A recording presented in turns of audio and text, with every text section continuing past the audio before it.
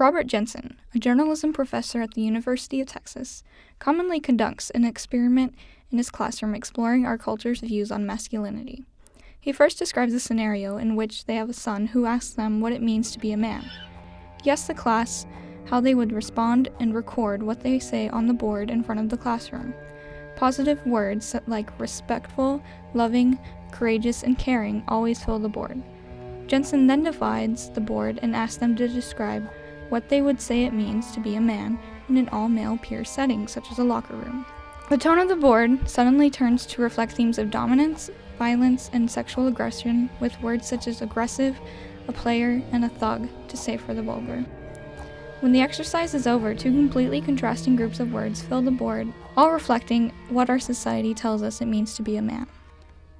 I describe masculinity in society as an exterior that you have to lead on as being tough or strong, or that you just have power in general.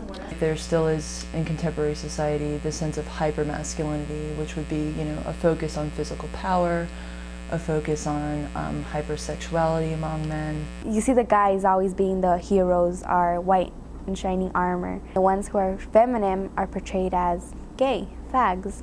In interpersonal situations, it kind of can turn into something that's totally unhealthy and abusive.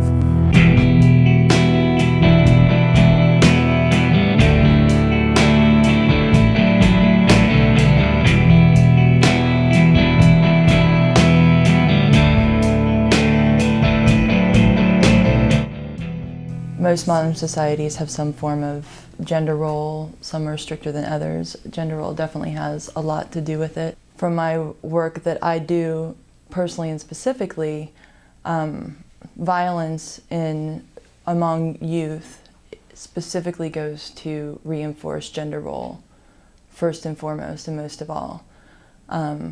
Boys who do not display appropriate masculine characteristics are victimized at much, much higher rates than girls who display masculine characteristics. What we know is that perpetrators really believe in rape myths. They believe the woman is asking for it. They believe if she's dressed a certain way that she deserves to be raped. If she got drunk at a party, she was asking for it. And they truly believe that they didn't rape somebody.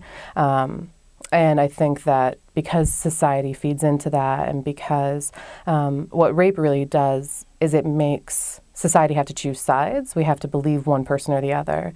And so the perpetrator doesn't have to do anything for us to believe him, because he's just feeding into the myths. Well, she got drunk and she led me on, or she dressed that way so she wanted it. I used to work at Penn State, which is the largest fraternity and sorority system in the United States. It is possibly the most gendered place I've ever lived.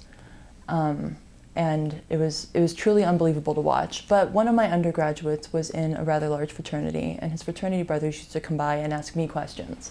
I was their big sister of sorts who was going to tell them all the secrets about women and whatnot. And one time this guy came by, and in typical fraternity style, he was just like, "Man, I'm bringing this girl over tonight. I'm gonna get her so drunk so I can get laid." And I looked at him and I said, "Do you realize that in the state of Pennsylvania, what you've just said to me means that you have expressed an intent to rape a woman? And that if she reports you, I become a witness on the witness stand to say that you intentionally got her intoxicated in order to compromise her ability to consent to you having sex with her." I wouldn't consider that fraternity brother to be a sadistic rapist. He's just misinformed and is not thinking about what he's doing. I think when people think about rape and sexual assault, there's always that thing for children is stranger danger. The likelihood that a child is going to be assaulted by a stranger is pretty much slim to none. The likelihood that a child's going to be assaulted by a family member is pretty much 1 in 4. So I don't know if we should be saying daddy danger as opposed to stranger danger, or if we should just open up our minds and start realizing that what's going on happens close, and that's the most insidious part.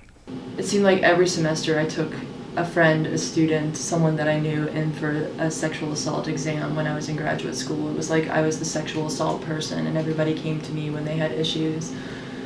And at least 3 of those people had consented to certain sexual activities with this person, and then they didn't want to go any further with whoever they were with. and got pushed way far beyond what they wanted, and they were high or they were drunk, or depending on what had happened to compromise their consent, or they were just scared, or they didn't, he was a lot bigger than she was. I mean, there's a lot of power issues that go on in terms of these things. I have been the victim of sexual assault on many different occasions and basically my entire childhood.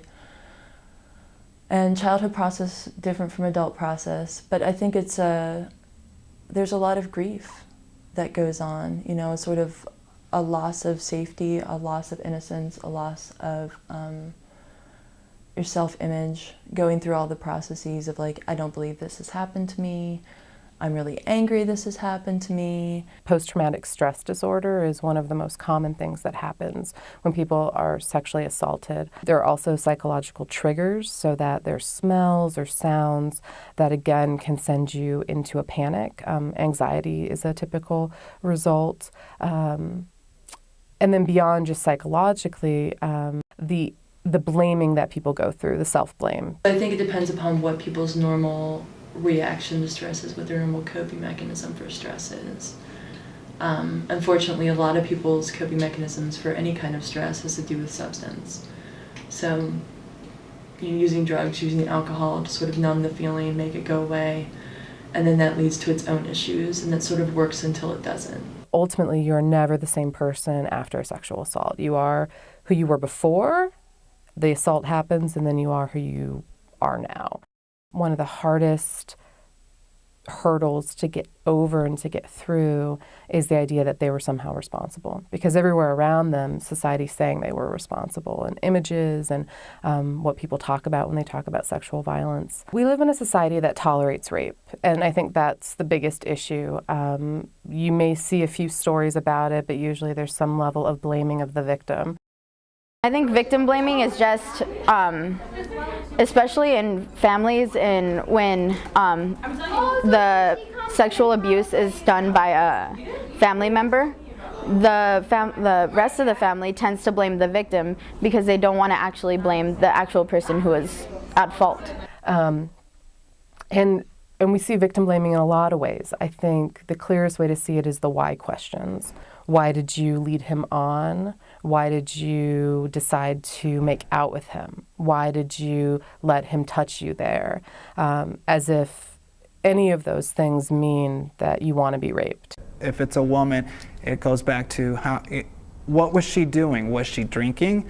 Was she acting a certain way? What was she wearing? All of those things, in a way, excuse the perpetrator.